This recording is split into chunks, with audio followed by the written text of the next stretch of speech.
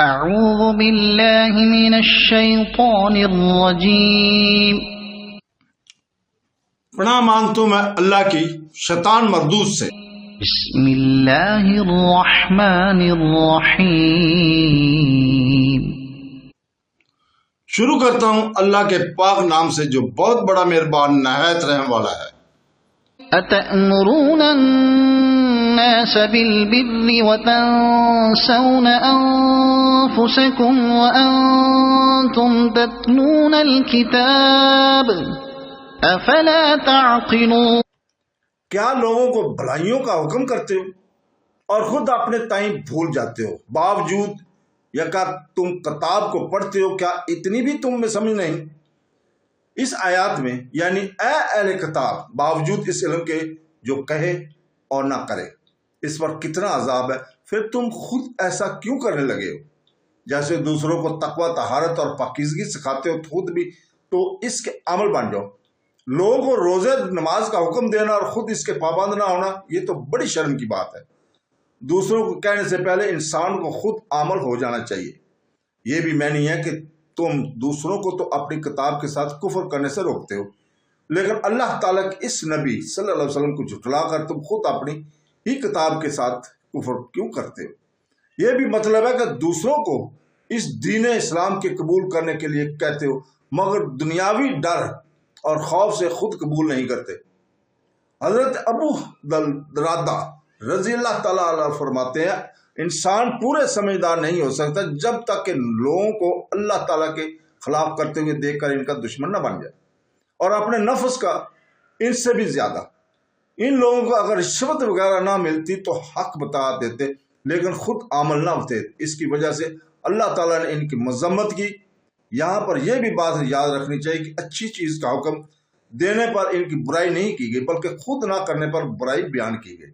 اچھی بات کو کہنا تو خود اچھائی، بلکہ یہ تو واجب ہے، لیکن اس کے ساتھ ہی ساتھ انسان کو خود بھی اس پر عمل کرنا چاہیے، جیسا حضرت شعیب علیہ السلام نے فرمایا تھا۔ یعنی اس میں ایسا نہیں ہوں کہ تمہیں روکوں اور خود کروں، میرا ارادہ تو اپنی طاقت کے مطابق اصلاح کا، میری توفیق اللہ تعالیٰ کی مدد سے ہے، میرا بھروسہ اسی پر ہے، اور میری رغبت اور وجوہ بھی اسی کے طرح ہے۔ پس نیک کاموں کا حکم کرنا بھی واجب اور خود کرنا بھی واجب ہے۔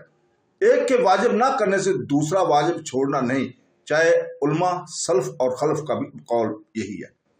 وہ بعض لوگوں کا ایک قول یہ بھی ہے کہ برائیاں کرنے والا دوسروں کو اچھائیوں کا حکم نہ دے، لیکن یہ قول صحیح نہیں ہے۔ پھر ان حضرات کا اس آیت سے دلیل پکڑنا تو بالکل ہی درست نہیں، بلکہ صحیح یہی ہے کہ بھلائی کا حکم کرے، برائی سے روکے، اور خود بھی کرے اور روکے بھی۔ اگر دونوں چھوڑے گا تو دو گناہ گار ہوگا اور ایک کی طرف پر اکیلا۔ طبرانی کے معجم کبیر میں ہے کہ رسول پاک صلی اللہ علیہ وسلم نے فرمایا، عالم لوگوں کو بھلائی سکھائے اور خود عمل نہ کرے، اس کی مثال چراغ جیسی ہے کہ لوگ اس کی روشنی سے فائدہ اٹھا رہے ہیں لیکن وہ خود جل رہا ہے۔ یہ حدیث غریب ہے۔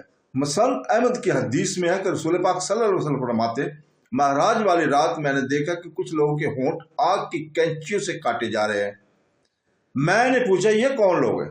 تو کہا گیا کہ یہ آپ صلی اللہ علیہ وسلم کی امت کے خطیب اور واعظ و عالم ہیں، جو لوگوں کو بھلائی سکھاتے تھے مگر خود نہیں کرتے تھے، باوجود علم کے سمجھ نہیں رکھتے تھے۔ دوسری حدیث میں ہے کہ ان کی زبانیں اور ہونٹ دونوں کاٹے جا رہے تھے۔ یہ حدیث صحیح ہے۔ ابن حبان، ابن ابی حاتم، ابن مردویہ وغیرہ میں یہی حدیث موجود ہے۔ ابو وائل رحمۃ اللہ فرماتے ہیں کہ ایک مرتبہ حضرت اسامہ رضی اللہ تعالیٰ سے کہا گیا کہ آپ حضرت عثمان رضی اللہ تعالیٰ سے کچھ کہتے نہیں۔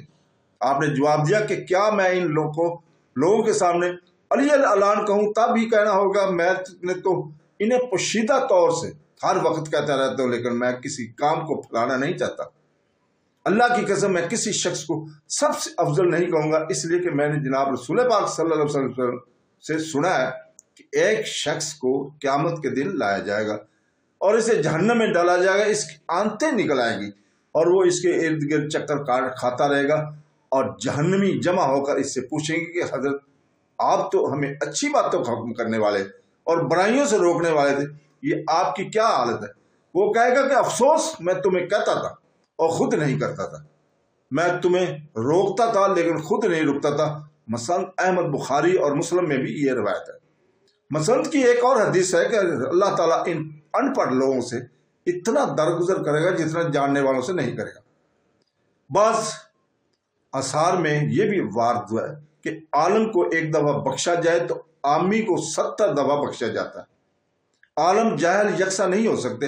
قرآن کریم میں جاننے والے اور انجان برابر نہیں، نصیحت صرف عقل مند لوگوں ہی کے حاصل کر سکتے ہیں۔ ابن عساکر میں ہے کہ حضور علیہ السلام نے فرمایا، جنتی لوگ جہنمیوں کو دیکھ کر کہیں گے کہ تمہاری نصیحتیں سن سن کر ہم تو جنتی ہو گئے، یہ تم جہنم میں کیوں آ پڑے ہو؟ وہ کہیں گے افسوس، ہم تمہیں کہتے تھے خود نہیں کر پاتے تھے۔ ابن عباس رضی اللہ تعالیٰ سے ایک شخص نے کہا کہ حضرت میں لوگوں کو بھلائیوں کا حکم کرنا اور برائیوں سے روکنا چاہتا ہوں۔ آپ نے فرمایا کہ تم اس درجہ تک پہنچ گئے ہو؟ اس نے کہا ہاں۔ آپ نے فرمایا اگر تم ان 3 آیات کی فضیلت سے نہ ڈر ہو گئے ہو تو شوق سے وعظ شروع کرو۔ اس نے پوچھا وہ 3 آیات کیا ہے؟ آپ نے فرمایا ایک تو کیا تم لوگوں کو بھلائیوں کا حکم دیتے ہو اور خود اپنے آپ کو بھولے جا رہے ہو؟ دوسری آیت کا ترجمہ ہے کہ کیوں تم وہ کہتے ہو جو خود نہیں کرتے؟ اللہ تعالیٰ کے نزدیک یہ بڑی ناپسندیدہ بات ہے کہ تم وہ کہو جو خود نہ کرو۔ تیسری آیت حضرت شعیب علیہ السلام کا فرمان ہے، یعنی میں جن کاموں سے تمہیں منع کرتا ہوں ان میں تمہاری مخالفت کرنا نہیں چاہتا، میرا ارادہ صرف اپنی طاقت پر اصلاح کرنا ہے۔ کہو تم ان 3 آیات سے بے خوف ہو؟ اس نے کہا نہیں۔ فرمایا پھر تم اپنے نفس سے شروع کو۔ تفسیر ابن مرویہ کی ہے، ایک ضعیف حدیث طبرانی میں ہے کہ حضور پاک صلی اللہ علیہ وسلم نے فرمایا جو لوگوں کی کسی قول اور فعل کی طرف بلائے اور خود نہ کرے تو اللہ تعالیٰ کے غضب اور غصہ میں رہتا ہے، یہاں تک کہ خود بھی عمل کرنے لگ جائے۔ ابراہیم نغفی رحمۃ اللہ علیہ بھی ابن عباس رحمۃ اللہ علیہ والی ان 3 آیات کو پیش کر کے فرمایا کہ میں ان کی وجہ سے قصہ گوئی پسند نہیں کرتا۔ صدق اللہ